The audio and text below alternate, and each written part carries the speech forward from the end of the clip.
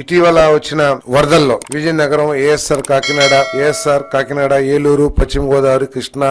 ఈ గుంటూరు, బాపట్ల, పల్నాడు, ఎన్టీఆర్ జిల్లాల్లో 38-24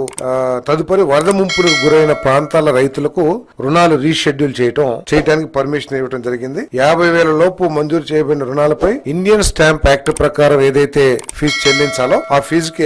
ఎగ్జంప్షన్ ఇవ్వడం జరిగిందని చెప్పేసి కూడా డ్యూటీ చెల్లి మరి రిజిస్ట్రేషన్ చట్టంకి లోబడి యూజర్ ఛార్జీలను మినహాయించడానికి మరియు రుణాలని రీషెడ్యూల్ చేయడానికి కొత్త రుణాల మంజూరు ఇప్పటికే ప్రభుత్వం జారీ చేయబడిన ఉత్తర్వులు జిఓఎంఎస్ నెంబర్ 235 రాటిఫై చేస్తూ మంత్రిమండలి ఆమోదం తెలిపింది. ఈ ఉత్తర్వులు 31/3/2025 వరకు అమల్లో ఉండే విధంగా చేసిన ప్రతిపాదనకు మంత్రిమండలి ఆమోదం తెలిపింది. గత ప్రభుత్వం చేతకానితనం మూలంగా, అనుభవ రాహిత్యం మూలంగా, దుష్పరిపాలన మూలంగా రాష్ట్రం ఏ విధంగా నష్టపోయిందో ఈ జల్ జీవన్ మిషన్ పథకం ఒక గొప్ప ఉదాహరణ అని చెప్పేసి మనం